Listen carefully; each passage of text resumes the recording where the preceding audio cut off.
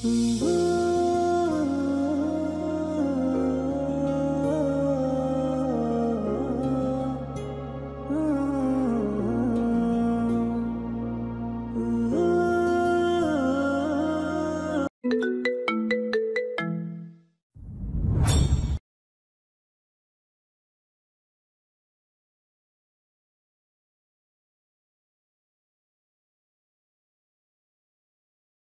বয়সে একটা মেয়েকে বিয়ে করতে লজ্জা করলো না তোমার ইয়াস? ঘর ভর্তি লোকের সামনে মায়ের মুখে এমন কথা শুনে কিছুটা অস্বস্তিতে পড়ল ইয়াস। বয়স তার কতই বা হবে, 30 কি 31। এমন ভাবে বলছে মনে হচ্ছে সে 50 পেরিয়ে সাইজে পা রেখেছে। বিরক্তিতে ভ্রু কুঁচকে তাকালো মায়ের দিকে, বলল নাকে, আমি অতটাও বুড়ো হয়ে যাইনি আম্মু। বুড়ো হয়ে যাওনি মানে? এই মেয়ের বয়স খুব বেশি হলে তোমার ভাগ্নির সিমির মতো হবে, ওর কাছে তো তুমি বুড়োই। মায়ের সাথে তাল মিলিয়ে বলল আফিয়াও। বুঝতে পারছো না আম্মু? এই জন্যই এতবার বলার পরেও তোমার ছেলে রাজি হচ্ছিল না বিয়েতে। কে জানে কে এই মেয়ে, কোথা থেকেই বা ধরে নিয়ে এসেছে একে। ইয়াসের রাগ হচ্ছিল বোনের কথা শুনে। বাড়ি ফিরেই এমন হবে জানলে এখানে আসতোই না আজকে। সবাইকে থামাতে ইয়াস ধমক দিয়ে বলে উঠল ওদেরকে, তোমাদের মেলো ড্রামা বন্ধ করবে? আমরা মেলো ড্রামা করছি? বিয়ে করতে না করতে এমন কথা? কই ভেবেছিলাম ভাই লন্ডন থেকে এসেছে এত বছর পরে, দেখে শুনে বিয়ে করাবো তাকে, কত মজা করব তার বিয়েতে। তার হলো কোথায়? পুরো কথাটা শেষ করার আগেই আবারও ধমক দিয়ে উঠল ইয়াস, কান ওর ঝালাফালা বোনের বকবকানিতে। চুপ করবি তুই? ভাইয়ের এত বড় ধমকে কেঁপে উঠল আফিয়া। রাগে মুখ করে তাকিয়ে রইল অন্যদিকে। ইয়াস শান্ত হলো, একবার তাকালো ওর পেছনে ভয়ে কাচুমাচু হয়ে দাঁড়িয়ে থাকা মেয়েটার দিকে, পরে আবার মায়ের দিকে তাকিয়ে বলল ওনাকে, বিয়ে করছি না বলে তুমিই তো এতদিন আমার মাথা খাচ্ছিলে আম্মু। বিয়ে করে বউ নিয়ে এসেছি, এখন তাকে বরণ করতে এত কথা কিসের তোমাদের? আমি তোমাকে বিয়ে করতে বলেছি কোনো প্রাপ্তবয়স্ক বিয়ে উপযুক্ত মেয়েকে, এমন বাচ্চা মেয়েকে বিয়ে করে নিয়ে আসতে বলিনি তোমাকে ইয়াস। কে এই মেয়ে, পরিচয় বা কি? পরিচয়? ও খন্দকার ইয়াস রায়হানের ওয়াইফ, তোমার আর আব্বুর বৌমা, এই বাড়ির একমাত্র ছেলের বউ। আর কোনো পরিচয়ের দরকার আছে আম্মু? ছেলের উত্তরে হতভম্ব বলে বনে গেলেন সুফিয়া বেগম। যে ছেলে কখনোই ওনার মুখের উপর কথা বলতো না, সে আজকে ঘর ভর্তি মানুষের সামনে এভাবে কথা বলছে ওনার সাথে। ছেলের মুখ পানে তাকিয়ে গম্ভীর কণ্ঠে বললেন সুফিয়া বেগম, ইয়াস, তুমি কবে থেকে আমার মুখে মুখে কথা বলতে শিখলে? বড় হয়ে গেছো বলে কি তোমাদের জীবনের সব সিদ্ধান্ত একা একাই নিবে? এত দূর জার্নি করে এসে এত কথা ভালো লাগছে না ইয়াসের। মাথাটা ঠান্ডা হওয়া চাই আপাতত। ইয়াস ওর পেছনে দাঁড়িয়ে থাকা মেয়েটার হাত ধরে সামনে নিয়ে এলো। চোখ দিয়ে ইশারা করতে মেয়েটা পায়ে হাত দিয়ে সালাম করতে চাইলো ওর সামনে দাঁড়িয়ে থাকা সুফিয়া বেগমকে। মেয়েটা নিচু হতেই সরে গেলেন সুফিয়া বেগম। ইয়াসের ভালো লাগলো না বিষয়টা। মেয়েটির হাত ধরে নিয়ে গেল তাকে নিজের রুমে। ঘরের মানুষজন সবাই তাকিয়ে রইল ওনাদের যাওয়ার পানে। রুমে এসে কোনো দিকে না তাকিয়ে কাবার থেকে জামা কাপড় বের করে ওয়াশরুমে চলে গেল ইয়াস। প্রায় অনেক সময় পরে বেরিয়ে এসেছে সে। মাথাটা এখন ঠিক লাগছে। এত সময় কিসের মধ্য দিয়ে গেছে কেবলই ইয়াসে নিজেই জানে। রুমে আসতেই বিছানায় গুটিসুটি মেরে বসে থাকা মেয়েটাকে চোখে পড়ল ওর। মেয়েটা প্রচণ্ড রকমের ভয় পেয়েছে। ভয় পাওয়ারই কথা, বাচ্চা মেয়েটার সাথে চোখের সামনে এত কিছু হয়ে গেছে ভাবলেও খারাপ লাগছে ওর। হাতের টাওয়ালটা রেখে আস্তে আস্তে হেঁটে কাছে গেল মেয়েটার, বলল কে? নাম কি তোমার? পরনে থাকা শাড়ির আঁচল মুঠোয় নিয়ে মশরামশরি করছে মেয়েটি। মুখ তুলে তাকালো না ইয়াসের দিকে, নিচের দিকে তাকিয়ে বলল মিনমিন কণ্ঠে, কাশফিয়া। আগে পিছে কিছু নেই, শুধুই কাশফিয়া? মেয়েটা মাথা নাড়ল, যার উত্তর হ্যাঁ। তারপর আস্তে আস্তে বলল নিজের পুরো নাম। কাশফিয়া জামান উপমা, সবাই কাশফিয়া নামেই ডাকে। ভ্রু কুঁচকে মেয়েটির দিকে তাকালো ইয়াস, গম্ভীর কণ্ঠে জিজ্ঞেস করলো ওকে, তোমার কি তোতলানোর অসুখ আছে মেয়ে? পটাপট মাথা দুলিয়ে না সূচক উত্তর দিল কাশফিয়া। হাসলো হাসলো, ভালোভাবে পর্যবেক্ষণ করলো মেয়েটিকে। বয়স বেশি হলে 18-র কাছাকাছি হবে। উজ্জ্বল শ্যামলা গায়ের রং, টানা টানা চোখ, লম্বা চুল, সঙ্গে সুন্দর হাসির অধিকারিণী মেয়েটি।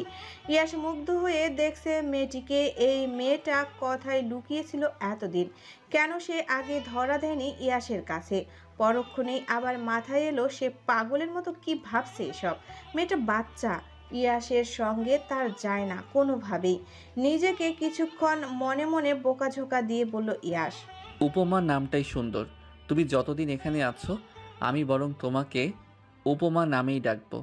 মুখ তুলে তাকালো কাসফিয়া। নজরে এলো ইয়াসের উদাম চওড়া বক্ষদেশ। মুখের দিকে তাকাতেই কি যেন হলো ওর। মাথায় ভিজে চুলগুলো এসে লেপ্টে যাচ্ছে কপালে। চুয়ে চুয়ে পানি পড়ছে চুল থেকে। ফর্সা মুখশ্রীতে পানির ফোঁটা যেন মুক্তোর দানার ন্যায় চকচক করছে। এভাবে চোখের সামনে ইয়াসকে দেখে অস্বস্তি হলো কাসফিয়ার। লজ্জায় নুয়ে নিল নিজের মাথাটা। ইয়াস ওর মুখের দিকে তাকিয়ে ভাবছে, মেয়েটা কি লজ্জা পাচ্ছে তাকে দেখে? তবে এই অর্ধ পরিচিত মেয়েটার নামটা মনে ধরেছে ইয়াসের। শুনতে বেশ লাগে উপমা। কি যেন ভেবে অজান্তেই হাসি ফুটলো ইয়াসের মুখে। উঠে গিয়ে একটা শপিং ব্যাগ নিয়ে ওর সামনে রেখে বলল, চেঞ্জ করো। মাথা তুলে ইয়াসের মুখ পানে তাকালো কাসফিয়া। লোকটার কথার মানে বুঝে উঠতে পারল না সে। চেঞ্জ করবে মানে? ওনার সামনে কিভাবে চেঞ্জ করবে? ইয়াস লক্ষ্য করলো মেয়েটার চাহনি। নিজেরই কেমন বিভ্রান্তি লাগলো। কি বলে দিয়েছে খেয়াল করেনি তখন। গলা খাকারি দিয়ে বলল ইয়াস, ওয়াশরুমে গিয়ে চেঞ্জ করতে বললাম, আমার সামনে দাঁড়িয়ে চেঞ্জ করতে বলিনি তোমাকে। এত অবাক হলে যে? অবাক হওয়ার মতোই তো বললেন আপনি। ভ্রু কুঁচকালো ইয়াস। মেয়েটাকে দেখে যতটা লাজুক মনে হয়, আদৌ কি সে এমন? ইয়াসের মনে হচ্ছে সে অতি চঞ্চল। কাশফিয়া মাত্রই বেরিয়েছে শাওয়ার নিয়ে। পরনে থাকা বিয়ের শাড়িটা পাল্টে পরেছে একটা থ্রি পিস। জামাটা পুরোপুরি ফিট হয়েছে ওর শরীরে। মাঝপথে এসে গাড়ি থামিয়েছিল ইয়াস। ফোন বের করে কাউকে কল দিয়েছিল তখন। কিছু সময় অপেক্ষা করতেই দুটো ছেলে মেয়ে এলো সেখানে। হাতে থাকা শপিং ব্যাগগুলো ধরিয়ে দিল ইয়াসকে। ড্রাইভিং সিটে বসে থাকা ইয়াসের পাশের সিটে ছিল কাসফিয়া। ছেলে মেয়ে দুটো উৎফুল্ল হয়ে কথা বলতে চেয়েছিল তার সাথে, কিন্তু তাদের খুশিতে জল ঢেলে গাড়িটা স্টার্ট করে দিল ইয়াস। গাড়ির জানালা দিয়ে কাসফিয়া তাকিয়েছিল পেছনে। দেখতে পেরেছিল ছেলে মেয়ে দুটোর রাগান্বিত মুখশ্রী। রুমে কেউ নেই দেখে স্বস্তি পেল কাসফিয়া। এই বাড়িটা আর বাড়িতে থাকা প্রত্যেকটা মানুষ পুরোপুরি অচেনা তার কাছে। ইয়াসের সাথে পরিচয় কিছুক্ষণ আগে। এই পরিচয়টা যে বিয়ে পর্যন্ত চলে যাবে ধারণাও ছিল না ওর। কি যেন ভেবে দীর্ঘশ্বাস ছাড়ল কাসফিয়া। বিছানায় রাখা ল্যাপটপটাতে হাত দিলেই কানে ভেসে আসলো কড়া কর্কশ কণ্ঠ, হাত দিতে দিবে না ওটাতে? ভয়ে হাতটা সরিয়ে নিল কাসফিয়া। ভাবুক দৃষ্টিতে কিছুক্ষণ ইয়াসের দিকে তাকে প্রশ্ন করল, কেন? এটাতে কি আছে? আপনি ভ্রু কুঁচকে এলো ইয়াসের। প্রয়োজনের তুলনায় অতিরিক্ত কথা কোনো কালেই পছন্দ নয় তার। এই মেয়ে কিনা কিছুক্ষণের পরিচয়ে কৈফত চাইছে তার থেকে। রেগে বলল ইয়াস, নিজের মতো থাকো, আমার কোনো বিষয়ে ভুলেও নাক গলাবে না। বেশি কথা বললে যেখান থেকে নিয়ে এসেছি সেখানেই ছেড়ে আসবো। কাসফিয়া কথা বলল না আর, চুপচাপ দাঁড়িয়ে রইল ওখানেই। ইয়াস দ্রুত এসে নিয়ে গেল নিজের ল্যাপটপটা। কাসফিয়া কেবল নীরব চোখে তাকিয়ে রইল ওর যাওয়ার দিকে। নিজেকে কেমন ফেলনা মনে হচ্ছে ওর। ফেলনাই তো, বাবা মা ছাড়া বড় হয়েছে সে। মামা যদিও নিজের সবটুকু দিয়ে আগলে রাখার চেষ্টা করেছে সবসময়, কিন্তু মামি কখনো আপন করে নেননি তাকে। তাই তো জেনে শুনে সব সময় পড়াশোনা করতে চাওয়া 18 বছরের কাসফিয়াকে তুলে দিচ্ছিল এক 40 ঊর্ধ্ব বয়স্ক লোকের কাছে। পৃথিবীতে আপন বলতে কাসফিয়ার এক ভাই আছে, নাম ওর কৌশিক, যে কিনা বাইরে থাকে। নিয়ম করে প্রতি মাসে টাকা পাঠাতো বোনের জন্য। সেই জন্য মামিও উপরে উপরে ভালো মানুষই দেখাতেন সব সময়। কিন্তু 2-3 মাস হলো কোনো খোঁজ খবর নেই কৌশিকের। মামির আসল চেহারা বেরিয়ে আসতেও সময় লাগেনি খুব একটা। কানের কাছে বারবার বলছিলেন বিয়ে করে নিতে। কৌশিক নাকি মারা গেছে আর আসবে না দেশে। রাগ লাগছিল কাসফিয়ার। ভাই সম্পর্কে এমন কথা শুনেই মাথায় আগুন ধরে যাচ্ছিল ওর। মুখের উপর যা তা বললে দিয়েছে ওনাকে। ফলস্বরূপ মামির শক্তপোক্ত হাতের থাপ্পড় পড়েছে কাসফিয়ার গালে। বিছানায় বসে কথাগুলো ভাবছে কাসফিয়া। চোখ বেয়ে 2 ফোঁটা পানি গড়িয়ে পড়ছে ওর। অন্য হাতের সাহায্যে মুছে নিয়েছে চোখের সেই পানিটুকু। ইয়াশ দরজার সাথে হেলান দিয়ে দাঁড়িয়ে আছে, পলকহীন দৃষ্টিতে তাকিয়ে আছে কাসফিয়ার দিকে। মেয়েটা কান্না করছে। কোনোভাবে কি ইয়াশের কথায় রাগ করেছে সে? করলে করুক, ইয়াশের কি আসে যায় তাতে। বাড়ির গৃহকর্মী নুরি বেগম এসেছে ইয়াশের দরজার সামনে। ডাকতে এসেছিলেন খেতে যাওয়ার জন্য। ইয়াশ ওনাকে দেখেই ভালো মন্দ জিজ্ঞেস করলো। উনিও হেসে উত্তর দিলেন ওর কথার। চোখের ইশারায় কিছু বললেন। মহিলা বুঝতে পেরে চলে গেলেন ওখান থেকে। ইয়াশ আস্তে আস্তে হেঁটে গিয়ে পাশে বসলো কাসফিয়া। শান্ত কণ্ঠে বলল ওকে, এই মেয়ে, কাঁদছো কেন তুমি? আমি কি তোমাকে মারধর করেছি? একটা ধমকি তো দিয়েছি। নাক টেনে লাল লাল চোখ দুটো নিয়ে ইয়াশের মুখ পানে তাকালো কাসফিয়া। বলল ওকে, এমনভাবে বলছেন যেন মনে হচ্ছে মারধর করলেই আপনি খুশি হতেন। ইয়াশের পছন্দ হলো না মুখের উপর কথা বলাটা। ভ্রুজোড়া কুঁচকে তাকিয়ে কাসফিয়ার দিকে ধমকের সুরে বলে উঠেছে ওকে, বাব্বা, তোমাকে দেখে তো মনে হয় না এত কথা জানো। শুনো উপমা, আমার সামনে মোটেও নিজেকে চালাক প্রমাণ করতে আসবে না। মুখ ফিরিয়ে নিল কাসফিয়া। সে তো বরাবরই এমন। 2 মিনিট কথা না বলে থাকলেই কেমন দম বন্ধ লাগে ওর। এই লোকটা বা এমন কেন? বারবার ধমক দিয়ে কথা বন্ধ করতে চাইছে তার। হাতে খাবারের প্লেট নিয়ে ইয়াশের রুমে প্রবেশ করলো নুরি বেগম। ওনার হাত থেকে খাবারের প্লেটটা নিয়ে চলে যেতে বলল ইয়াশ। ভদ্রমহিলা দাঁড়ালেন না এক মুহূর্ত, মাথা নাড়িয়ে চলে গেলেন ওখান থেকে। কাসফিয়ার চোখের সামনে খাবারের প্লেট ধরে বলল ইয়াশ, খাবারটা খেয়ে নাও। খাবারের প্লেটের দিকে কিছুক্ষণ তাকিয়ে চোখ সরিয়ে নিল কাসফিয়া। অসহায়ের মতো বলল ইয়াশকে, আমার ভাইকে এনে দিন। আপনি না বললেন ভাইয়ার ঠিকানা আপনার জানা আছে? মুহূর্তেই চোখ মুখে অন্ধকার জমলো ইয়াশের। বলেছিল তো ঠিকই, কিন্তু কোত্থেকে নিয়ে আসবে কৌশিককে? পরিস্থিতি সামলাতে আবারও বলে উঠল কাসফিয়াকে, তুমি কি খাবারটা খাবে? আমার খিদে নেই। খেলে খাও, নইলে বসে থাকো। কথাটা বলে উঠেই চলে গেল ইয়াশ। কাসফিয়া কেবল শূন্য চোখে তাকিয়ে রইল ওর যাওয়ার দিকে। মনে মনে বোকাঝোকা করলো ইয়াশকে। ফর্সা মুখটা অন্ধকারে ঢেকে গেছে কাসফিয়ার। ভাবছে ইয়াশের যাওয়ার দিকে তাকিয়ে, লোকটা এমন কেন? সুন্দর করে কথা বললে কি আল্লাহ পাপ দেবেন ওনাকে?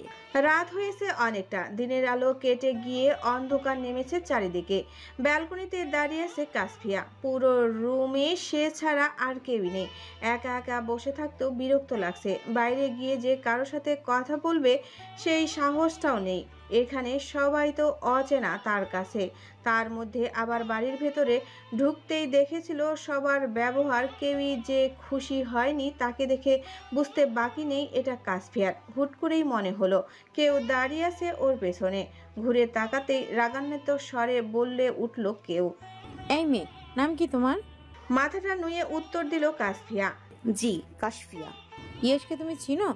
কতদিন হলো চিনো? বুঝে শুনে বিয়ে করেছো তো? কাসফিয়া তাকিয়ে রইল মেঝের দিকে। কি উত্তর দিবে ঠিক বুঝতে পারছে না সে। দুজনের কথা বলার মাঝখানে কারো গম্ভীর কণ্ঠস্বর ভেসে আসলো তখন। দুজনেই তাকালো ব্যক্তিটির দিকে। তুমি আব্বুকে বুঝে শুনে বিয়ে করেছিলে আম্মু?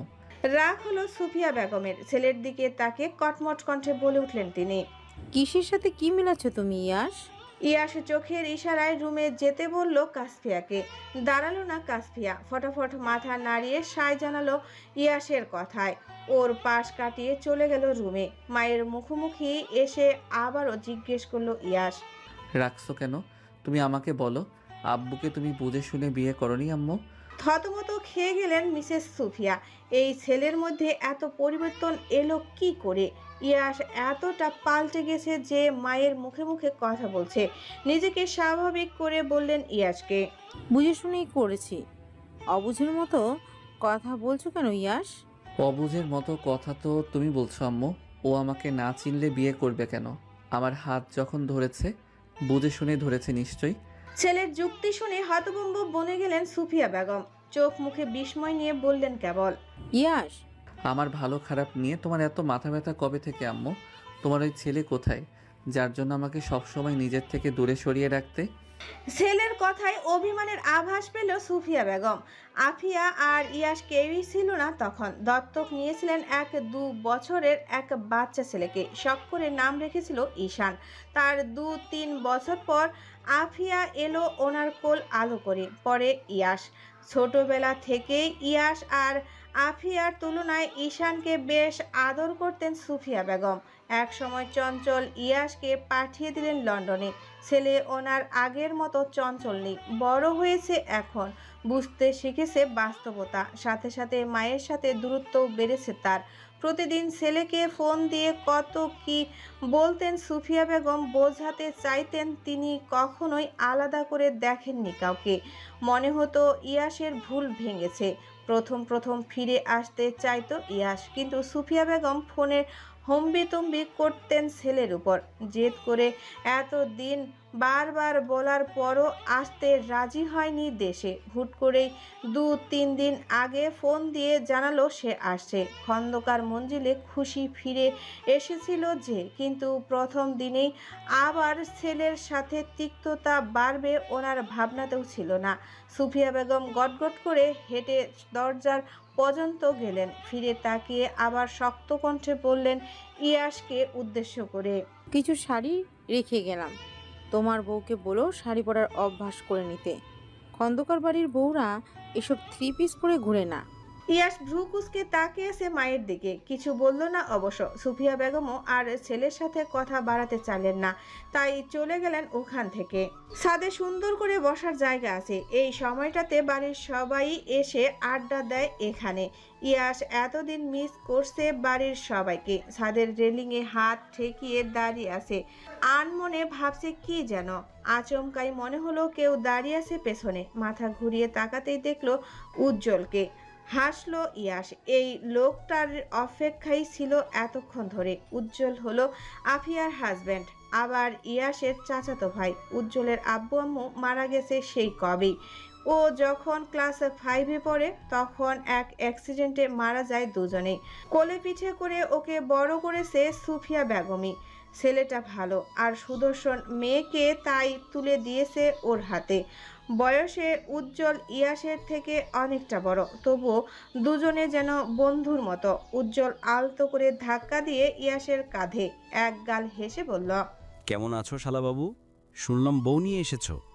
উনি কি সেই সৌভাগ্যবতী যার প্রেমে মজেছিলে তুমি? মুস্কি হাসলো ইয়াস, তাকালো আকাশ পানে। কিছুক্ষণ ওভাবে থেকেই বলল উজ্জ্বলকে, তোমার ব্যবসা কেমন চলছে ভাইয়া? ভালোই। তা কথা কাটালে বুঝি? কি জানতে চাইছো তুমি? বিয়েটা হলো কিভাবে? আগে থেকেই কি সব সেট করে রেখে দিয়েছিলে? এদিক দিয়ে কাজটা কিন্তু মির্জাফরের মতোই করলে। সব কথা এই দুলাভাইকে বলো, আর বিয়ের কথা বললে না। বলবো বলেই তো ডেকেছি। মেয়েদের মতো গাল ফুলিয়ে আমার মোড়ের 12টা বাজিও না তো। ইয়াস আর উজ্জ্বল দুজনে গিয়ে বসেছে চেয়ারে। সিমি এসেছে মামা আর বাবার জন্য চা বানিয়ে নিয়ে। ইয়াস আসার পর এই মাত্রই দেখা হলো সিমির সাথে। বয়স ওর 16 কি 17 হবে। মেয়েটা যখন ক্লাস 4-এ পড়ে তখন দেশ ছেড়েছিল ইয়াস। লন্ডনে ওর ফুপির বাসাতেই গিয়ে উঠেছিল সে। মায়ের আদর খুব কমই পেয়েছে, যা পেয়েছে সব ফুপির। এই জন্য মানুষকেই ইয়াস ভালোবাসে নিজের থেকে বেশি। ওর ফুপির ছেলে মেয়ে নেই, তাই উনি ইয়াসকেও নিজের ছেলের মতো আগলে রেখেছিলেন সেই ছোট্টবেলা থেকে। দেখতে দেখতে পেরিয়ে গেছে অনেকগুলো বছর। ছোট্ট সিমি এখন বড় হয়েছে। ইয়াসও এখন আর আগের মতো ছন্ন ছাড়া বান্ডুলে নেই। বাড়ির পরিবেশ, প্রতিটা মানুষের পরিবর্তন লক্ষ্য করছে এসেই। সময়ের সাথে সাথে সব কিছুই পরিবর্তন হয়েছে ইয়াস নিজেও। সিমি চলে যায়, তার বাবা আর মামার সাথে কিছুক্ষণ কথা বলে। চায়ের কাপে চুমুক দিয়ে ইয়াস ভাবছে কাল সন্ধ্যার কথা। উজ্জ্বল ওইদিকে চোখের চশমাটা ঠেলে অধীর আগ্রহে অপেক্ষা করছে ইয়াসের কথা শুনতে। উজ্জ্বলের এবার ধৈর্যের বাঁধ ভেঙেছে। এই ছেলে এত সময় ধরে বলছে না কেন সবটা? উজ্জ্বল চায়ের কাপে চুমুক দিয়ে অধৈর্য কণ্ঠে বলল ইয়াসকে, কি হলো শালাবাবু? তাড়াতাড়ি বলো তোমার বিয়ের কাহিনী। বিরক্ত হলো ইয়াস, ভ্রু কুঁচকে তাকালো ইয়াসের দিকে। উজ্জ্বল তেমন পাত্তা দিল না ইয়াসের রাগকে। তাকে আপাতত জানতে হবে কিভাবে কি হলো। ইয়াস ওর হাতে থাকা চায়ের কাপটা রেখেছে টেবিলে, ভাবছে কাল সন্ধ্যার ঘটনা। ফুল স্পিডে গাড়ি চালিয়ে বাড়ির দিকে আসছিল ইয়াস। উদ্দেশ্য কেবল তার বাড়ির মানুষদের সাথে দেখা করা নয়, এসেছে অন্য কাজে। এই ওসিলায় সবাইকে দেখে যাবে, এই আর কি। এত বছর পর বাড়িতে আসছে শুনে সবাই নিশ্চয়ই খুশি হয়েছেন। তার আসতে খুশি না হলেও অবাক হবেন না। ছোটবেলা থেকে মায়ের আদর পায়নি বললেই চলে। মায়ের প্রতি এক আকাশ পরিমাণ অভিমান ইয়াসের। বিদেশের মাটিতে পা রেখেছিল সেই কবেই। বাড়ি আসার জন্য কষ্ট হতো ওর। কতবার চলে আসতে চেয়েছিল দেশে। প্রতিদিন কল দিয়ে কান্নাকাটি করত ফিরে আসবে বলে, কিন্তু মায়ের বড় সড়ো ধমকে চুপ করে যেত। আবার নিজেকে গুছিয়ে নিয়েছে ইয়াস। এখন আর সে আগের মতো নেই, অল্পতেই ভেঙে পড়ে না। কেমন গম্ভীর হয়ে গেছে এখন। কেউ ভালো কথা বললেও অকারণেই রাগ দেখায় তার উপর। ইয়াস তো এমন ছিল না, পরিস্থিতি বাধ্য করেছে তাকে এত কঠোর হতে। এগুলো ভাবছে আর ড্রাইভ করছে ইয়াস। কোত্থেকে বিয়ের সাজে এক মেয়ে দৌড়ে এসেছে গাড়ির সামনে। অসাবধানতায় মেয়েটা পড়ে গেছে মাটিতে, হাতে পায়ে হয়তো ব্যথা পেয়েছে অনেকটাই। ইয়াস দ্রুত গাড়ির ব্রেক কষল। রাগান্বিত মুখশ্রী নিয়ে তাকালো মাটিতে পড়ে থাকা মেয়েটির দিকে। আরেকটুর জন্যই অ্যাক্সিডেন্ট হতে যাচ্ছিল। তারপর কি হতো? এই অ্যাক্সিডেন্টের জন্য লোকজন ইয়াসকে দোষারোপ করতো নিশ্চয়ই। গাড়ি থেকে নেমে মেয়েটার সামনে গিয়ে দাঁড়ালো ইয়াস। চোখ মুখ শক্ত করে বলল ওকে, এই মেয়ে, চোখ কি বাসার আলমারিতে রেখে এসেছো? এখনই তো একটা অঘটন ঘটে যেত। মেয়েটা ছলো ছলো চোখে তাকালো ইয়াসের দিকে। ইয়াসও তখন লক্ষ্য করলো ওকে কান্নার কারণে চোখ দুটো ফুলে আছে মেয়েটার। চোখের কাজল লেপটে গেছে ওর। লাল শাড়িতে বসে থাকা মেয়েটার দিকে চোখ আটকে গেছে ইয়াসের। নিঃসন্দেহে মেয়েটাকে সুন্দরী বলা যায়। ইয়াসের দেখা সব থেকে সুন্দরী রমণী বললেও ভুল হবে না খুব একটা। ইয়াসের কেমন যেন হচ্ছে। আগেও দেখেছে মেয়েটাকে। নিজের ভাবনায় নিজেই বিরক্ত হলো ইয়াস। চলে যেতে নিলেই দু হাত দিয়ে ইয়াসের পা আঁকড়ে ধরল মেয়েটা। ক্রন্দনরত অবস্থায় বলল ইয়াসকে, আমাকে বাঁচান প্লিজ, ওরা আমাকে মেরে ফেলবে। হতবাক হয়ে ওর দিকে দৃষ্টি ফেলল ইয়াস। কি বলছে মেয়েটা? কে মারবে ওকে? নিজেকে স্বাভাবিক করে হাত ধরে মাটি থেকে তুলল মেয়েটাকে। চোখ মুখ শুকিয়ে আছে মেয়েটার দেখে মনে হচ্ছে সারাদিন খায়নি কিছু। ইয়াসের কেমন মায়া হলো ওই অপরিচিতার জন্য। পাশের দোকানটার সামনে রাখা ব্রেঞ্চে নিয়ে বসালো ওকে। বলল শান্ত কণ্ঠে, কিছু খাবে? উপর নিচ মাথা নাড়িয়ে বলল মেয়েটা, পানি খাবো, আমাকে একটু পানি দিন প্লিজ। দোকানে বসে থাকা বৃদ্ধ লোকটা কেমন মায়া ভরা চোখে তাকিয়ে আছে মেয়েটার দিকে। কিছু হয়তো ভাবছে মনে মনে। খারাপ লাগলো ওনার। ইয়াস উঠে যাওয়ার আগে গ্লাসে করে পানি নিয়ে এলেন ওর সামনে। বললেন চিন্তিত কণ্ঠে, কি হয়েছে মামনি তোমার? কাইফা হয়তো চিনে লোকটাকে। কিছু না বলে কান্না করে দিয়েছে ও। ইয়াস বারবার বুঝিয়ে বলছে ওকে কি হয়েছে বলতে, কিন্তু কোনো পরিবর্তন দেখা যাচ্ছে না কাসফিয়ার মধ্যে। আগের মতোই কান্না করে যাচ্ছে। ইয়াসের হয়তো ভালো লাগলো না বিষয়টা। ধমকে সুরে বলল কাসফিয়াকে, এই মেয়ে, কান্না থামিয়ে কেন আটকেছো, বলবে আমাকে? কাসফিয়া তাকালো পাশে বসে থাকা লোকটার দিকে। মানুষটাকে পুরোপুরি অচেনা লাগছে ওর। আগে কোথাও দেখেছে বলেও মনে হয় না। কাকে না কাকে হাতে পায়ে ধরে আটকেছে ভাবলে কেমন অস্বস্তি হচ্ছে ওর। ইয়াস বিরক্ত হলো এবার। উঠে চলে গেল ওখান থেকে। গাড়িতে উঠে স্টার্টিংয়ে হাত রেখে তখনই ফোন বেজে উঠে ওর। কিছু সময় দাঁড়িয়ে কথা বলার পরেই স্টার্ট দিল গাড়িটা। কিছু দূর যেতেই গাড়ির সাইড মিররে দেখতে পেল ইয়াস কিছুক্ষণ আগে দেখা হওয়া সেই মেয়েটাকে কেউ একজন টেনে হিঁচড়ে নিয়ে যাচ্ছে। চায়ের দোকানে কান্নাকাটি করছে, প্রাণপণে চেষ্টা করছে ওদের থেকে মেয়েটাকে বাঁচাতে। দ্বিতীয়বার গাড়ির ব্রেক কষল ইয়াস। দ্রুত নেমে গিয়ে সামনে দাঁড়ালো ওদের। দোকানি তখন পায়ে পড়ে বললেন ইয়াসকে, মেয়েটাকে বাঁচাও বাবা, ওর কেউ নেই, ওরা মেরে ফেলবে ওকে। পা সরিয়ে নিল ইয়াস। হাত ধরে ভদ্রলোককে তুলে বলল সে, করছেন কি চাচা, উঠুন। উনি আগের মতোই কান্না করছে। হাত দুটো জোর করে বলছে ইয়াসকে, মেয়েটাকে বাঁচাও বাবা। ইয়াসকে দেখেই ছেলে দুটো থেমে গেছে। ওদের পাশেই এক 40 বয়সের লোক দাঁড়িয়ে, কপাল কুঁচকে তিনি তাকিয়ে আছে। ইয়াসের মুখ পানে দেখেই বোঝা যাচ্ছে সে খুশি হয়নি খুব একটা। ইয়াস বাঁকা হেসে বলল লোকটাকে, সামনে কিন্তু পুলিশ স্টেশন। তো কি হয়েছে, তুমি বই দেখাচ্ছ আমাকে? যাকে নিয়ে টানাটানি করছেন সে আমার পার্সোনাল প্রপার্টি, জানেন এটা? লোকটা একবার কাসফিয়ার দিকে তাকিয়ে আরেকবার তাকালো ইয়াসের দিকে। ইয়াসের বলা কথাটা পছন্দ হয়নি, তা ওনার চোখ মুখ দেখেই বোঝা যাচ্ছে। কটমট করে বলে উঠলেন ইয়াসকে, বাদরামো করার জায়গা পাও না। সম্পর্কে ও তোমার হবু মামি হয় ইয়াস। আপনি আমার কোন জন্মের মামা লাগেন? তোমার আম্মু আমার বোন।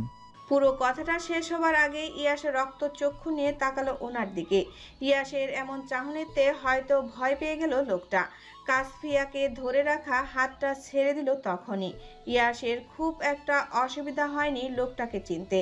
ছোটবেলায় নানা বাড়ি গিয়েছে হাতে গোনা 2-1 বার। ওর নানার এক ড্রাইভার ইয়াসের আম্মুকে বাঁচাতে গিয়ে মারা গিয়েছিলেন অ্যাক্সিডেন্টে। তাদের আর্থিক অবস্থা ভালো ছিল না বিধায় সবসময় নিজের সবটা দিয়ে হলেও সাহায্য করতেন আহাদের পরিবারকে। কিন্তু অকারণেই চলে গেলেন আলাদের আম্মু। এরপর ইয়াসের নানা আহাদকে নিয়ে এসেছিলেন নিজের বাড়িতে। আহাদের বাজে স্বভাবের জন্য কেউ তেমন পছন্দ করতো না ওনাকে। সুফিয়া বেগমের সাথে সম্পর্ক ভালো না হলেও বেশ কয়েকবার এসেছেন খন্দকার মঞ্জিলে। ইয়াসের পুরোপুরি মনে আছে আহাদকে। আহাদ কাসফিয়ার হাতটা ছাড়াতেই ও ছুটে গিয়ে দাঁড়ালো ইয়াসের পেছনে। ইয়াসের বয়সী কয়েকটা ছেলে মেয়ে এসে উপস্থিত হয়েছে ওখানে। সবাই হয়তো চিনে ইয়াসকে, আবার একই পাড়ায় হওয়ায় কাসফিয়াকেও কম বেশি সকলেই চিনে। ওদের সবাইকে একসাথে এদিকে আসতে দেখে আহাদের সাথে দুটো ছেলে নিজেদের জান বাঁচিয়ে পালিয়েছে অনেক আগেই। ইয়াস 1 পা 2 পা করে এগিয়ে গেল আহাদের কাছে। চোখ মুখ শক্ত করেই বলল, বিয়ে করবেন? ইয়াসের হাব ভাব ভালো ঠেকছে না আহাদের। ছেলেটাকে ভালো করেই চেনে ও, খারাপ কিছু হতে পারে বুঝেই আমতা আমতা করে বলল, না, বিয়ে করব না আমি। না কেন? চলুন আজকে আপনাকে বিয়ে করাবো। আহাদ দুপাশে তাকিয়ে দেখলো, তারপর কথা না বলেই দৌড় লাগালো উল্টো রাস্তায়।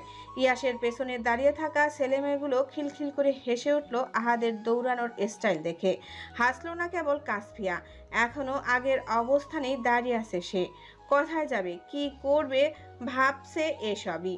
ইয়াস এগিয়ে এলো কাসফিয়ার কাছে। ওর পাশেই দাঁড়িয়ে থাকা তুহিনকে উদ্দেশ্য করে বলল, মেয়েটাকে তোমরা চিনো তো? হ্যাঁ ভাইয়া। ওকে ঠিকঠাক মতো বাসায় পৌঁছে দিও।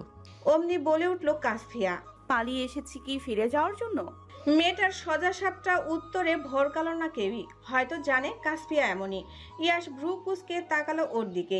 কাসফিয়া নিজের চোখ সরালো অন্যদিকে। ইয়াস বুঝলো মেয়েটার যাওয়ার জায়গা নেই, কিন্তু নিজের সাথেই বা নিয়ে যাবে কোন পরিচয়ে? কি যেন ভেবে গম্ভীর কণ্ঠে বলল ইয়াস, ফেরার জায়গা না থাকলে বসে থাকো এখানেই। ইয়াস চলে যাচ্ছিল ওখান থেকে। মাটিতে পড়ে থাকা কাচের ফ্রেমের একটা ছবি লাগলো ওর পায়ে।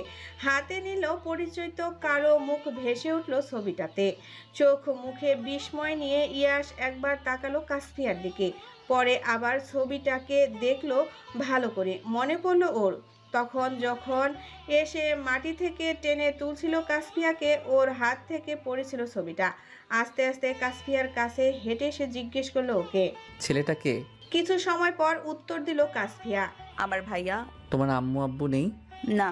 ইয়াসের ঠোঁটের কোণে হাসি ফুটলো মুহূর্তেই। এই মেয়েটাকে খুঁজতেই যে এসেছে বাংলাদেশ, এত তাড়াতাড়ি পেয়ে যাবে ধারণা তো ছিল না ইয়াসের। ঋণ পরিশোধ করার সময় এসেছে এবার ইয়াসের। একদিকে ভাই আর মা বাবার কথা উঠাতেই চোখ ভরে এলো পানিতে। কান্না আটকে রাখতে ব্যর্থ হলো কাসফিয়া। মুখে হাত চেপে কান্না করে দিল তখনই। নিজের এত বড় বাড়ি এখন মামির দখলে। ভাইটা ওর বেঁচে আছে না মারা গেছে ও জানে না। কষ্ট তো হবেই।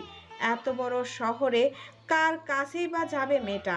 ইয়াস চোখের ইশারায় আশেপাশে থাকা সবাইকে চলে যেতে বলল। অপেক্ষা না করেই ইয়াসের আদেশ পালন করলো ওরা। ইয়াস মিছিমিছি ভয় দেখিয়ে বলল কাসফিয়াকে, এই মেয়ে, কান্না থামাবে তুমি? কান্না না থামালে ওই বুড়োর হাতে তুলে দিব কিন্তু। কান্না থামলো কাসপিয়ার। মনে হলো লোকটা কোনোভাবে চেনে ওর ভাইকে। নিজেকে স্বাভাবিক করে বলল ইয়াসকে। আপনি কি আমার ভাইকে চেনেন? চিনি তো। কাসপিয়া হাসলো, চোখের পানি মুছে ইয়াসের হাত দুটো ধরে বলল ওকে। আমাকে একবার ভাইয়ার সাথে কথা বলিয়ে দেবেন প্লিজ? আমি ভাইয়ার সাথে কথা বলবো। ও ঠিক আছে কিনা এইটুকু কেবল জিজ্ঞেস করব। ইয়াস শান্ত হতে বলল কাসপিয়াকে। হাত দুটো শক্ত করে ধরে আদরে গলায় বলল, তোমার ভাইয়া ঠিক আছে, চিন্তা করো না ওর জন্য, কিন্তু ওর তো আসতে সময় লাগবে। তুমি যাবে কোথায়? কোনো কিছু না ভেবেই অবুঝের মতো বলে উঠল কাসপিয়া। আপনার সাথে নিয়ে চলুন। ইয়াস হয়তো অপেক্ষা করছিল এটারই। বাঁকা হাসলো কি যেন ভেবে। বর্তমান কথা বলা শেষ হতেই থামলো ইয়াস। ওর পাশেই দাঁড়িয়ে আছে উজ্জ্বল। ফ্যাল ফ্যাল করে তাকিয়ে আছে ইয়াসের মুখ পানে। ইয়াস বিরক্ত হলো উজ্জ্বলের এমন চাহনি দেখে। মুখে মাছি ঢুকবে দুলাভাই, এভাবে হাঁ করে আছো যে? ধ্যান ভাঙলো উজ্জ্বলের। ইয়াসের কথায় পাত্তা না দিয়ে কৌতূহলী হয়ে বলল, তারপর কি হলো শালাবাবু? ইয়াস অন্যদিকে তাকিয়ে হাসলো, তারপর নিজেকে স্বাভাবিক করে বলল উজ্জ্বলকে। তারপর আর কি, বিয়ে হলো। আমার মুড ভালো থাকলে আজকে বাসরও হবে। ইয়াসের কথা শুনে চমকালো উজ্জ্বল। গম্ভীর ইয়াস কি না রসিকতা করছে আজ? এসব কি তাহলে বিয়ে নামক ঔষধের কাজ, যে ঔষধ গম্ভীর পথ মেজাজি ইয়াসকে রোমান্টিক বানিয়ে তুলেছে? ইয়াস রুমে আসছিল তখন ধাক্কা লাগলো কারো সাথে। সামনের মেয়েটা ভাবলো ইয়াস ধরে নেবে ওকে, কিন্তু ইয়াস দাঁড়িয়ে আছে সেই আগের মতোই। মেয়েটা ধপ করে পড়ে গেল মেঝেতে।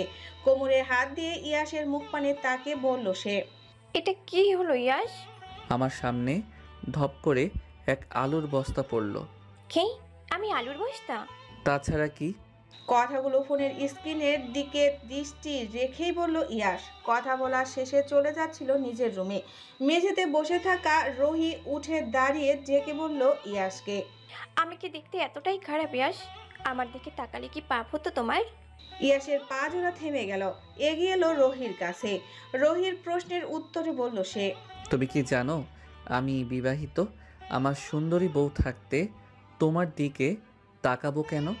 রোহি পিছিয়ে গেল কয়েক পা। এটা শোনার জন্য প্রস্তুত ছিল না সে। কি বলল ইয়াস সে বিবাহিত? ইয়াস কি মজা করছে রোহির সাথে? কৌতূহল দমাতে না পেরে রোহি জিজ্ঞেস করলো ইয়াসকে, তুমি কি মজা করছো আমার সাথে? সিরিয়াস বিষয় নিয়ে আমি ঠাট্টা মজা করি না রোহি, এটা তুমি ভালো করেই জানো। ইয়াস চলে গেল নিজের রুমে। রোহি নীরব দৃষ্টিতে তাকিয়ে রইল ওর যাওয়ার পানে। রোহির ভেতরটা শুকিয়ে এলো, মাথাটা কেমন ভন ভন করছে ওর। ইয়াস কি সত্যি বলছে এসব? হোস্টেল থেকে বাড়িতে আসলো কিছুক্ষণ আগেই। সিমিকে বারবার কল দিয়ে জিজ্ঞেস করছিল ইয়াস এসেছে কিনা। উত্তর পাওয়ার সাথে সাথেই রোহি চলে এসেছে এখানে। এমন কিছু শুনতে হবে জানলে সে আসতো না কোনোভাবেই। সিমি এসে দাঁড়িয়েছে রোহির পাশে, বলছে ওকে, কখন আসলে ফুপি? নিজেকে স্বাভাবিক করে বলল রোহি। এই তো এখনই। ঈদের ছুটিতে এসেছো তাই না? এবার আর তোমাকে যেতে দিচ্ছি না। আমি মামাই আর তুমি মিলে ঘুরতে যাব, সাথে নতুন মামিকেও নেব। নতুন মামি? হ্যাঁ, মামাই বিয়ে করেছে। আব্বু বলেনি তোমাকে? রোহির মুখটা অন্ধকারে ঢেকে গেল মুহূর্তেই। কেন যেন রাগ হলো ওর। ধমক দিয়ে বলে উঠল সিমিকে, এত কথা কিসের সিমি? পড়তে যা, তোর না সামনে পরীক্ষা। সিমির হাসি মুখটা চুপসে গেল মুহূর্তেই। ফুপির মেজাজ খারাপ হলো কেন বুঝলো না সে। চুপচাপ চলে গেল রোহির কাছ থেকে। বিকেলে অনেক আত্মীয়রা এসেছে ইয়াসকে দেখতে। এসে যখন শুনলেন ইয়াস বিয়ে করে বাড়িতে বউ নিয়ে এসেছে, কত রকমের কথা বললেন এক একজন। কেউ কেউ আবার বলছিলেন বিদেশেই হয়তো বিয়ে করে নিয়েছিল এই মেয়েকে, তাই সে এত করে বলার পরও আসেনি এতদিন। সুফিয়া বেগমের মুখের দিকে তাকানো যাচ্ছিল না তখন। সিমিকে পাঠিয়েছে কাসপিয়াকে নিয়ে আসতে। সবাই দেখতে চাইছিল ওকে। মাথায় ওড়না টেনে ঘর ভর্তি মানুষের সামনে এসে দাঁড়িয়েছে কাসপিয়া। পরনের শাড়ি বদলে থ্রি পিসে দেখেই মেজাজ খারাপ হয়ে গেল সুফিয়া বেগমের। তিনি কিছু বলবেন তার আগেই পাশের বাড়ির এক ভদ্রমহিলা বলে উঠলেন, বাড়ির বউয়ের এমন সাজ কেন সুফিয়া? তোমাদের বাড়ির বউয়েরা তো এভাবে থাকে না। তাছাড়া এই মেয়ের বয়স তো আমাদের সিমের মতোই হবে। যাই বলো, ইয়াসের পাশে এই মেয়েকে মানায় না। কাসফিয়ার কানে গেল কিছু কথা, অস্বস্তি হচ্ছে ওর এসব শুনে মাথাটা নুয়ে নিছে। তখনই সুফিয়া বেগম উঠে এলেন কাসফিয়ার কাছে, আস্তে আস্তে বললেন ওকে, এই মেয়ে, শাড়ি পরতে বলেছি না তোমাকে? এসব কি পরছো? আমার গুণধর ছেলে কি তোমাকে শিখিয়ে দিয়েছে মা যা বলবে তার উল্টোটা করবে? মেঝের দিকে তাকিয়ে জবাব দিল কাসফিয়া, আসলে আমার শাড়ি পরার অভ্যাস নেই। বড়লোক ছেলে পটানোর ভালোই অভ্যাস আছে, তাই না? সবার সামনে আফিয়ার এমন কথায় অস্বস্তিতে পড়লেন সুফিয়া বেগম। উজ্জ্বল মাত্রই অফিস থেকে এসেছে, স্পষ্ট শুনেছে আফিয়ার কথা, ধমক দিয়ে বলে উঠছেন ওকে, তোমার কি সুবুদ্ধি হবে না কখনোই? মেহমানদের সামনে নতুন বউকে কি বলছো এসব? যা বলেছি ঠিক বলেছি। তুমি জানো না আমাদের রোহি ঈশানকে পছন্দ করে? এই মেয়ে উড়ে এসে জুড়ে বসলে আমি মেনে নেব নাকি? তুই মানার না মানার কে আপু? আমার জীবন, আমার ইচ্ছা। আমি কাকে বিয়ে করব না করব এটা কি তোমরা বলে দেবে? এই খন্দকার মঞ্জিলের সব নিয়মকানুন কি কেবল আমার জন্যই? গম্ভীর কণ্ঠে এমন কথায় থমকালো সবাই, চুপ করে গেলেন আফিয়া। ঘর ভর্তি মেহমান সহ বাড়ির সবার দৃষ্টি তখন ইয়াসের দিকে। রুম থেকে বেরিয়ে এসেছে রুহিও, দাঁড়িয়ে আছে রুমের এক কোণে। ইয়াস এগিয়ে এলো কাসফিয়ার কাছে, হাত টেনে নিজের কাছে আনলো ওকে। চোখ মুখ থেকে চিন্তা ভাবটা মুহূর্তেই সরে গেল কাসফিয়ার। ইয়াস বলল সবাইকে উদ্দেশ্য করে, ও ছোট বয়সে আমার সাথে যায় না, এটা কোনো ব্যাপার না। আমি ওকে খাইয়ে পরিয়ে বড় করে নেব। আমার পাশে উপমাকেই মানায়। আই রিপিট, উপমাকেই মানায়। আমাদের ভবিষ্যৎ নিয়ে আপনাদেরকে ভাবনা চিন্তা করার দায়িত্ব দেইনি আমি। সবার মুখগুলো চুপসে গেল, মুহূর্তেই লজ্জায় মাথা নিচু করে ফেললেন নিজেদের। ইয়াস ওর আম্মুর দিকে তাকিয়ে বলল, আমি এই বাড়ি থেকে চলে যাচ্ছি। তড়িঘড়ি করে ছেলের সামনে গিয়ে দাঁড়ালেন সুফিয়া বেগম। স্বামীও ওনার বাসায় নেই এই সময়টাতে। চিন্তিত কণ্ঠে বললেন ছেলেকে, চলে যাবে মানে? কোথায় যাবে তুমি? থাকার জায়গার অভাব হবে না আম্মু। যেখানে আমার ওয়াইফের সম্মান নেই সেখানে আমি এক মুহূর্তও থাকবো না। আফিয়া ছলছল চোখে তাকিয়ে আছে ভাইয়ের দিকে। কি বা বলেছে সে? ইয়াসের কাছে বোনের চেয়ে বাইরের একটা মেয়ে এত গুরুত্বপূর্ণ হয়ে উঠল। আফিয়া কাছে এলো ভাইয়ের, বলল ওকে, বাইরের একটা মেয়ের জন্য আমার সাথে তুই এভাবে কথা বলছিস ঈশান? এই মেয়ের তোর সব হলো, আমরা বুঝি কেউ না? ও আমার হাত ধরে আমাকে বিশ্বাস করে এই বাড়িতে এসেছে আপু। আমি কিভাবে ওর অপমান সহ্য করি? সুফিয়া বেগমেরও রাগ কম হয়নি আফিয়ার কথায়। চোখের ইশারায় শাসালেন মেয়েকে, ক্ষমা চাইতে বললেন ইয়াসের কাছে। আফিয়া ভাইকে বড্ড ভালোবাসে, চাইছে না কোনোভাবেই বাড়ি ছাড়া হোক সে। ইচ্ছা না থাকলেও সরি বলছে কাসফিয়াকে। কাসফিয়ার কেমন খারাপ লাগলো আফিয়ার জন্য। কিছু বলতে নিয়েই ইয়াসের চোখের ইশারায় চুপ থাকতে বলল ওকে। উজ্জ্বল মিটমিটিয়ে হেসে বলছে ইয়াসকে, এই না হলো আমার শালা, বউকে এভাবেই ভালোবাসতে হয়। ইয়াস কথা বলল না, চুপচাপ দাঁড়িয়ে রইল ওখানেই। চোখে মুখে ওর রাগ স্পষ্ট। সুফিয়া বেগম জানেন ছেলের রাগ সম্পর্কে, হাতে পায়ে ধরে বুঝালেন ওকে। ইয়াসও মানল মায়ের কথা। কাসফিয়ার হাত ধরে নিয়ে গেল ওকে রুমে। পুরোটা সময় রোহি এক ধ্যানে তাকিয়ে আছে কাসফিয়ার দিকে।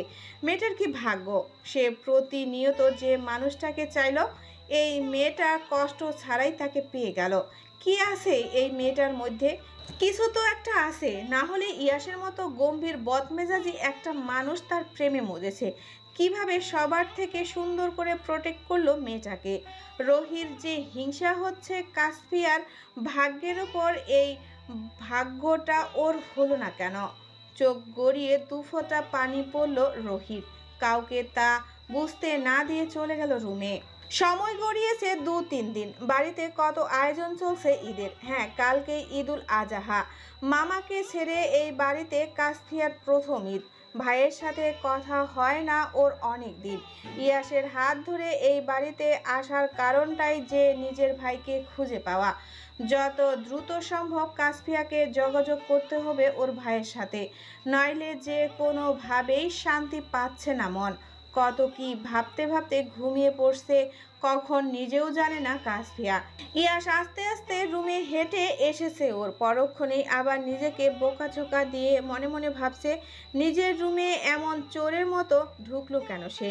নিজের ভাবনায় নিজেই বিরক্ত হলো ইয়াশ। এগিয়ে গিয়ে সোফার পাশের সেন্টার টেবিলের উপরে কয়েকটা শপিং ব্যাগ রাখলো। সবগুলোই এনেছে তার উপমার জন্য। মেয়েটাকে ডাকতে যাবে তখনই দেখলো বেঘরে ঘুমাচ্ছে মেয়েটা। পা থেকে মাথা পর্যন্ত ভালো করে দেখলো কাসফিয়া। ভাবনায় এলো ইয়াশের কালই তো ঈদ, মেয়েদের হাতে মেহেদি না থাকলে মানায় কি যেন ভেবে হাসলো ইয়াশ। আসার সময় জামা কাপড়ের সাথে সব থেকে মেহেদির প্যাকেট নিয়ে এসেছিল। কাসফিয়ার কাছে এসে মেঝেতে বসলো হাঁটু গেড়ে। কাসফিয়ার একটা হাত টেনে নিজের কাছে আনলো ইয়াশ। আনারি হাতে পরিয়ে দিল মেহেদি। আস্তে আস্তে বালিশের উপর কাসফিয়ার হাত দুটো রেখে চলে গেল রুম থেকে। মেয়েটা কি বুঝলো এগুলো? হয়তো না। ঘুমন্ত কাসফিয়া হয়তো জানেও না কেউ একজন তাকে নিয়ে যতটা ভাবে সে নিজেও হয়তো অতটা ভাবে না। মন খারাপ করে বসে আছে কাসফিয়া। বিছানার উপরে রাখা শাড়িগুলোর দিকে তাকাচ্ছে বারবার।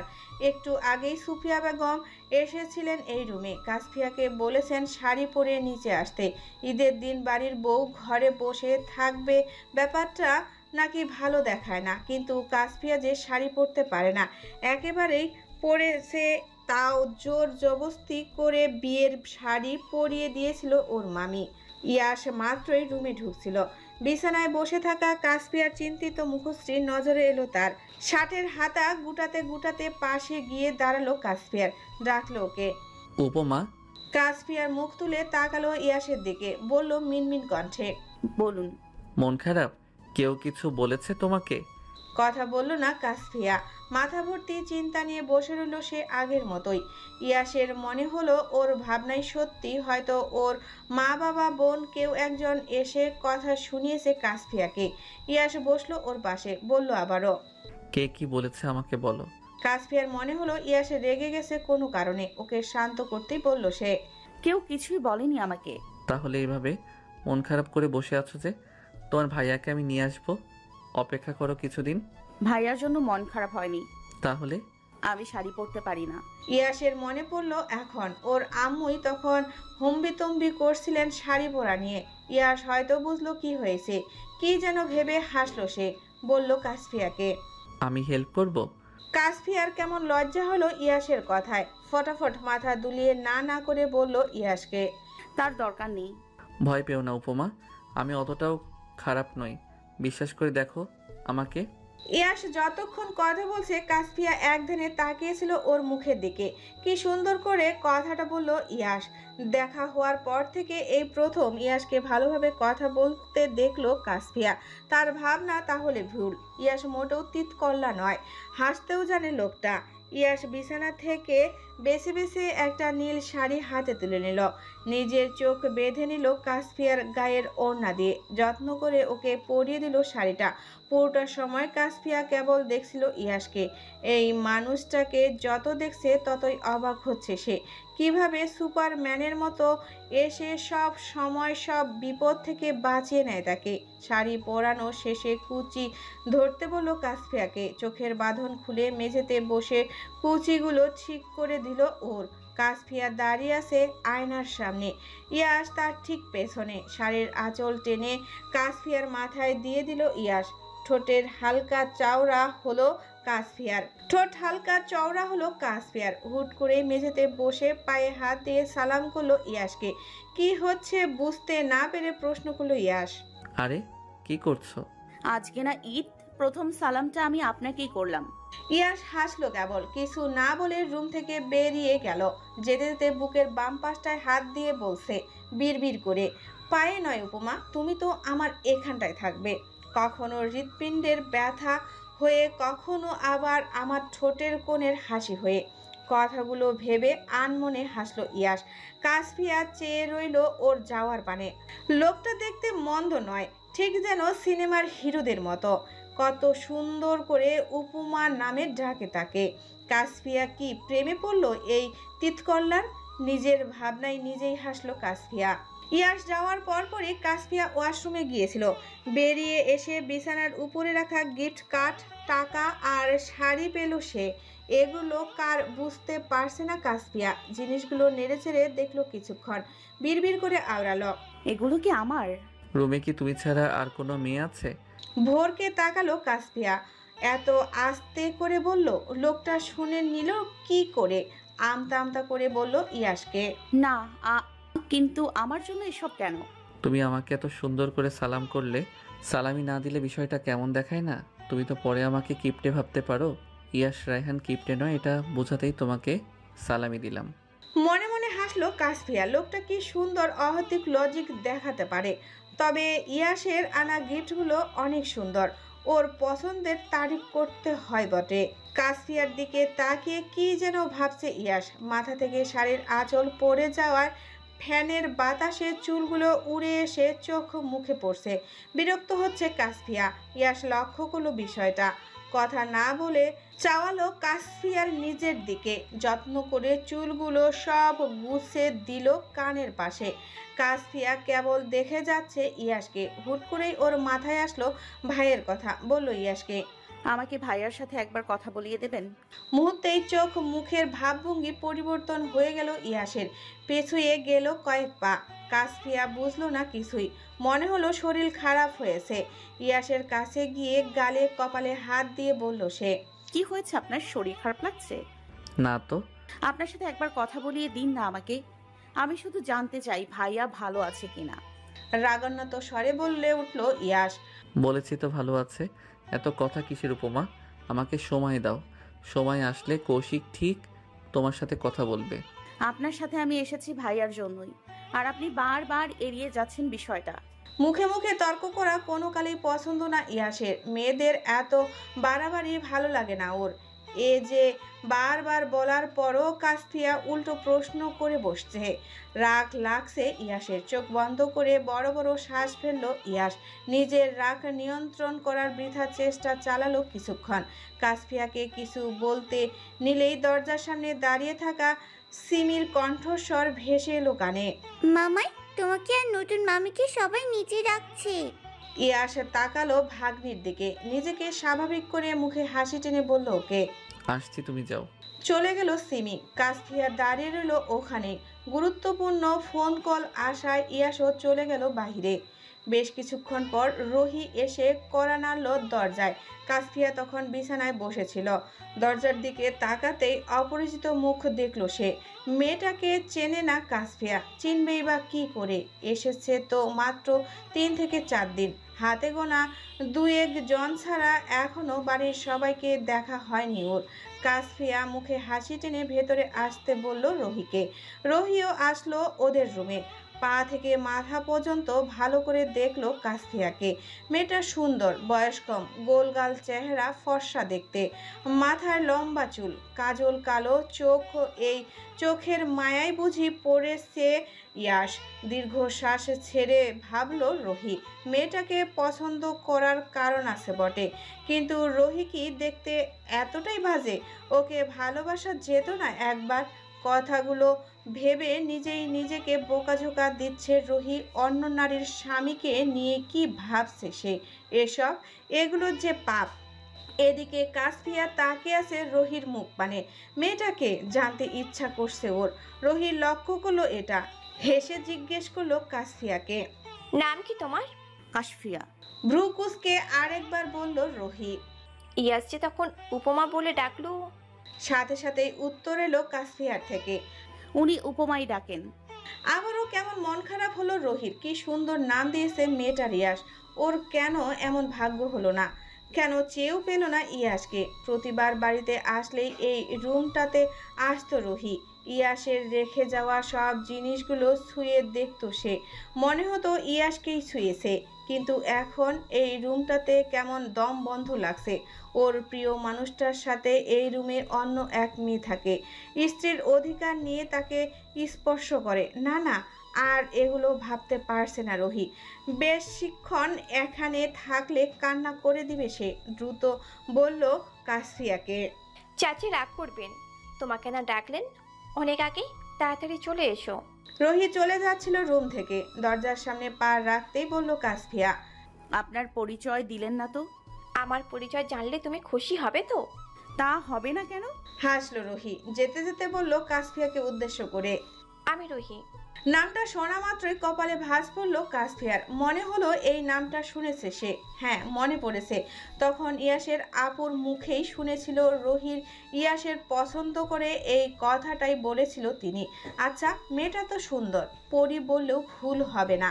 ইয়াস নিশ্চয়ই পছন্দ করে মেয়েটিকে।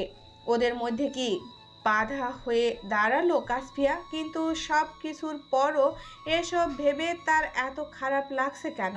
কেন মনের মধ্যে কষ্ট হচ্ছে ইয়াসকে অন্য কারো পাশে ভাবতে? কাসফিয়া তো ভালোবাসে না মানুষটাকে। ওমন তিতকল্লার মতো স্বভাবের লোককে ভালোবাসবেই বাকে? কথায় কথায় মুখটা কষা আমের মতো বানিয়ে রাখে। কথাটা ভেবেই আনমনে হাসলো কাসফিয়া। ব্যালকনিতেই দাঁড়িয়েছিল ইয়াস। কাসফিয়া ভাবলো ডাকবে ওকে, একসাথে নিচে যাবে দুজনে। ইয়াস ব্যতীত কাউকেই তো চেনে না ভালো করে। দরজার সামনে যেতেই স্পষ্ট কানে এলো কাসফিয়ার। কারো সাথে কলে কথা বলছে ইয়াস, চিন্তিত কণ্ঠে বলছে সে। ও কি ঠিক আছে? বেঁচে আছে তো? বেঁচে আছে, তবে কন্ডিশন খুব একটা ভালো না, যখন তখন কিছু একটা হয়ে যেতে পারে। না না, ওকে বাঁচাতে হবে, নইলে যে আমি নিজেকে ক্ষমা করতে পারবো না। কেবল ইয়াসের কথাগুলোই শুনছে কাসফিয়া। ফোনের অপর প্রান্তে থাকা লোকটি কি বলছে না বলছে কানে আসেনি তার। কেমন অদ্ভুত ঠেকলো বিষয়টা। সাথে মনে হলো ইয়াস খুব চিন্তায় আছে। কাছে গিয়ে জিজ্ঞেস করলো কাসফিয়া, কাকে বাঁচানোর কথা বলছেন? কেনই বা ক্ষমা করতে পারবেন না নিজেকে? চমকে তাকালো ইয়াস। পরে কথা বলছি বলে কল কেটে দিল ফোনের লাইন। মেজাজ দেখিয়ে বলল কাসফিয়াকে, তোমাকে না বলেছি নিজের মতো থাকতে? আমাকে সব ব্যাপারে নাক গলানোর অধিকার দিয়েছি তোমাকে। আমি তো কেবল জানতে চাইলাম। পুরো কথাটা শেষ হওয়ার আগে ইয়াস থামিয়ে দিল ওকে। রেগে মেগে বলল ধমকের স্বরে, এত জানতে হবে না তোমাকে, একটু ভালোভাবে কথা বলেছি দেখে নিজেকে আমার বউ ভাবতে শুরু করেছো তুমি। শুনো মেয়ে, ইয়াসকে পাওয়া এতটা সহজ না। কাসফিয়ার রাগে না সহজে, তাই ইয়াসের কথাও রাগ লাগছে না ওর। তবে শেষের কথাটাই কেমন হাসি পেল। মুখ ভেঙচি কেটে বলল ইয়াসকে, যেই না চেহারা নাম রাখছে পেয়ারা। আপনাকে পাওয়ার জন্য বসে নেই কাসফিয়া, আমার পেছনেই কত কত শাকিব খান ঘোরে। তা সেদিন তোমার শাকিব খানেরা ছিল কোথায়? আমার থেকেই তো হেল্প নিতে হলো। আপনি কি আমাকে খোটা দিচ্ছেন? মনে করিয়ে দিলাম, তোমার ঠিকানা কেবল আমি পর্যন্তই। উপমা। কাসফিয়াকে আসতে বলে চলে গেল ইয়াস। শেষ কথাটা বলার সময় মুস্কি হাসছিল ইয়াস। গালে টোল পড়ছিল কি সুন্দর। কথাগুলো ভেবে হাসছে কাসফিয়া নিজে। পরক্ষণেই আবার নিজের মাথায় নিজে গাঁটটা মেরে বলছে কাসফিয়া, ধুর, এই লোকটাকে নিয়ে তুই এত ভাবছিস কেন কাসফিয়া? রাত হয়েছে অনেক। রুমে কাসফিয়া একাই ছিল। মনে হলো কেউ এসেছে। প্রথমে ভেবেছিল ইয়াস, তাই তেমন খেয়াল করেনি বিষয়টা। কিন্তু যখন দেখলো মেঝেতে হাঁটু গেড়ে বসে কেউ তাকিয়ে আছে ওর দিকে, আস্তে আস্তে এগিয়ে আসছে কাসফিয়ার দিকে, ওর চোখে মুখে শ্বাস পড়ছে লোকটার, ভেতরটা কেঁপে উঠলো তখনই। ইয়াসকে তো ভালোই জানে কাসফিয়া, এমন কিছু করবে না এটাও জানা। তাহলে কে এসে বসেছে ওর সামনে? কেই বা কথা বলছে ফিসফিস করে। ভয়ে উঠে বসছে কাসফিয়া। অপরিচিত কাউকে দেখে চিৎকার দিতে নিলেই সে হাত দিয়ে মুখ চেপে ধরেছে ওর। অশালীন দৃষ্টিতে তাকিয়েছে কাসফিয়ার দিকে। লোকটার হাতে কামড় বসিয়ে দিল কাসফিয়া। কিছুটা পিছিয়ে গিয়ে ভয়ে ভয়ে বলল, কে আপনি? এত রাতে এখানে বা কি করছেন? কাছে এসো রোজ। লোকটা হাত বাড়ালো কাসফিয়ার দিকে। ভয়ে শরীর কাঁপছে কাসফিয়ার। ইয়াসি বা কথায় গেল এই সময়। লোকটা নিজের হাত দিয়ে স্পর্শ করবে কাসফিয়ার গাল, তখনই কেউ দ্রুত এসে টান দিল ওর হাত। শক্ত হাতে গালের চড় বসিয়ে দিয়ে বলল রেগে মেগে, হাউ ডেয়ার ইউ রাস্কেল, আমার রুমে ঢুকেছিস কার পারমিশন নিয়ে? ইয়াসের সামনে দাঁড়িয়ে থাকা ঈশানের ভাবমূর্তি পরিবর্তন হলো না তেমন। আবারও তাকালো বিছানায় গুটিসুটি মেরে বসে থাকা কাসফিয়ার দিকে। ঈশানের এমন চাহনিতে ভয় হলো কাসফিয়ার। দ্রুত এসে দাঁড়ালো ইয়াসের পেছনে, বাহু আঁকড়ে ধরল ওর। ঈশানের মনে হয় পছন্দ হলো না বিষয়টা। ড্রিঙ্ক করে ঝাপসা দেখছে চোখে। ঠিক মতো দাঁড়াতেও পারছে না সে। তবুও নিজেকে ঠিক রেখে বলল ইয়াসকে, এটা তো আমার রুম, তোর রুম হলো কিভাবে? ইয়াস বাঁকা হাসলো, কি যেন ভেবে এগিয়ে গেল ঈশানের দিকে। ওর শার্টের কলার চেপে কাছে নিয়ে আসলো নিজের, বলল বিড়বিড় করে, বাহ, খন্দকার মঞ্জিলে মদ খেয়ে মাতলামও হয়। কিন্তু ঈশান, তুই যে ভুল করেছিস, তোর এই নোংরা হাত দিয়ে আমার উপমাকে ছুঁতে চেয়েছিস। আমি কিভাবে ছেড়ে দেই তোকে? ইয়াস টানতে টানতে নিয়ে গেল ঈশানকে। যাওয়ার আগে কাসফিয়াকে চোখের ইশারায় বলে গেল নিচে না নামতে। কাসফিয়াও বাধ্য মেয়ের মতো শুনলো ইয়াসের কথা। ড্রিম লাইটের আলো জ্বলছে কেবল, ঘুটঘুটে অন্ধকার পুরো বাড়িতে। রাত তখনও অনেক হলো, এই সময় কেউ সজাগ থাকবে না, এটাই স্বাভাবিক। ইয়াসের রাগ লাগছে প্রচণ্ড। কয়টা চর মেরেছে ঈশানের গালে ঠিক নেই তার। ঈশানও এবার খেপেছে, নিজের সর্বশক্তি দিয়ে আঘাত করতে চেয়েছে ইয়াসকে, কিন্তু মাতাল অবস্থায় ইয়াসের শক্তির সাথে পেরে উঠেনি সে। ড্রয়িং রুমের জিনিসপত্র ভাঙার আওয়াজে জেগে গেছে বাড়ির সবাই। হন্তদন্ত হয়ে ছুটে এসেছে ড্রয়িং রুমে। লাইট অন করতেই মেঝেতে বিধ্বস্ত অবস্থায় পড়ে থাকা ঈশানকে দেখলো সবাই। ইয়াসের হাতে শক্তপোক্ত একটা কাঠের টুকরো, রক্ত ঝরছে ওঠা থেকে। ওর কপালও কেটে গেছে খানিকটা। চোখ মুখে রাগ নিয়ে তাকিয়ে আছে ঈশানের দিকে। ইয়াস আরেকবার আঘাত করতে যাবে ঈশানকে, তখনই সুফিয়া বেগমের মুখে হাত চেপে ডেকে উঠছেন ইয়াসকে। ইয়াস, কি করছো এসব? ও ভাই হয় তোমার? ইয়াস দাঁড়িয়েছিল খাবারের টেবিলের কাছে, রাগে মাথা ফেটে পড়ছে ওর। টেবিলের রাখা কাচের জিনিসপত্র সব ছুঁড়ে ফেললো মেঝেতে। চিৎকার দিয়ে বলে উঠছে সুফিয়া বেগমকে, ভাই? কিসের ভাই? আমার কোনো ভাইটাই নেই আম্মু। ও শুধু আর শুধুই তোমাদের ছেলে হয়, আমার কিছুই হয় না। বাড়ির সবাই উপস্থিত ছিলেন তখন। ইয়াসের এমন রাগ দেখে ভয়ে হাত পা কাঁপছে সিমির। দৌড়ে নিজের রুমে চলে গেছে সে। বাকিরা হতবাক হয়ে কেবল তাকিয়ে আছে ইয়াস আর ঈশানের দিকে। মাথায় প্রচণ্ড ব্যথা পেয়েছে ঈশান। মাথায় দু হাত চেপে ডেকে বলছে মাকে, আম্মু আমাকে বাঁচাও। ছেলের যন্ত্রণার আর্তনাতে ধ্যানভঙ্গ হলো সুফিয়া বেগমের। ইয়াসের থেকে চোখ সরিয়ে তাকালেন মেঝেতে রক্তাক্ত অবস্থায় পড়ে থাকা ঈশানের দিকে। সবাই মিলে দৌড়ে এলো ঈশানের কাছে। উজ্জ্বল আর বাকিরা মিলে নিয়ে গেল ওকে হসপিটালে। পুরোটার সময় ঘরের এক কোণে দাঁড়িয়েছিলেন আনোয়ার সাহেব। ছেলের এমন রাগের কারণ না বুঝলেও এটা বুঝতে পারছেন ভুল কিছু করছে ঈশান। খুব সহজে রাগে না ইয়াস, কিন্তু রেগে গেলে তুলকাণ্ড বাধায় এটা ওনার জানা। কিন্তু নিজের ভাইকে এভাবে মারধর করাটার ভালো লাগলো না তার। কাছে এসে বললেন ইয়াসকে, ঈশান ভুল করেছে। ভুল না করলে আমি ওকে মারতাম না আব্বু। আমাদেরকে বলতে পারতে। তোমরা দুই একটা চর থাপ্পড় দিতে তাতে আমার মন ভরতো না। ডক্টর যখন বলবে খন্দকার ঈশান তায়েব ইজ নো মোর, তখন আমার মন শান্ত হবে। কপালে ভাঁজ পড়ল আনোয়ার সাহেবের। ছেলে তার এত পাষাণ হলো কবে? কি বা ভুল করেছে ঈশান যে এভাবে মেরেও শান্তি হয়নি ইয়াসের? আনোয়ার সাহেব কথা বলতে চাইলেন, ছেলের সাথে হাত উঁচিয়ে বাবাকে থামিয়ে দিল ইয়াস। গটগট করে হেঁটে চলে গেল নিজের রুমে। ছেলের যাওয়ার পানে নির্বাক দৃষ্টিতে কেবল চেয়ে রইলেন আনোয়ার সাহেব।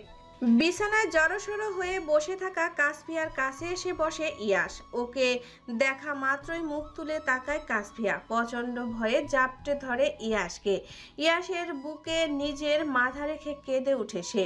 ক্রন্দনরত অবস্থাতেই বলছে ইয়াসকে, ওই লোকটা আমাকে বাজেভাবে ছুতে চেয়েছিল। ইয়াস চোখ বন্ধ করে বড় বড় শ্বাস ছাড়ল। দ্বিতীয়বার ঘটনাটা মনে পড়তেই দাউ দাউ করে আগুন জ্বলে উঠল মাথায়।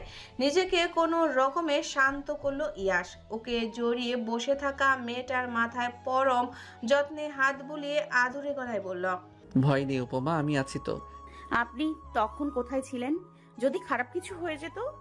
বলে ডুকরে কেঁদে উঠে কাসফিয়া। ইয়াস ওর দু হাতের আঁচলে কাসফিয়ার ছোট মুখটি নিয়ে চাওয়ালো নিজের দিকে। চোখের পানি মুছে দিয়ে বলল, এভাবে বলতে নেই উপমা, খারাপ কিছু হওয়ার সুযোগ দেব না আমি। ও যে হাত দিয়ে তোমাকে ছুঁতে চেয়েছিল, ওই হাতটাই আমি ভেঙে দিয়েছি। কাসফিয়া শান্ত হলো, কিন্তু মনের মধ্যে ভয় জেগে বসেছে ওর। কোনোভাবে পুরোপুরি নিশ্চিত হতে পারছে না ইয়াস হয়তো বুঝলো বিষয়টা, ওর কোলে মাথা রেখে ঘুমাতে বলল কাসফিয়াকে। মেয়েটা হয়তো অপেক্ষা করছিল এটারই। ইয়াস বলা মাত্রই নিজের মাথা রাখলো ওর কোলে, চোখ বন্ধ করে নিল সে। ইয়াস হাসলো আনমনে, আদর করে হাত বুলিয়ে দিল মেয়েটার মাথায়।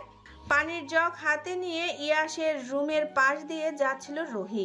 ইয়াসের রুমের পরে ঈশানের রুম, তারপর রুহির।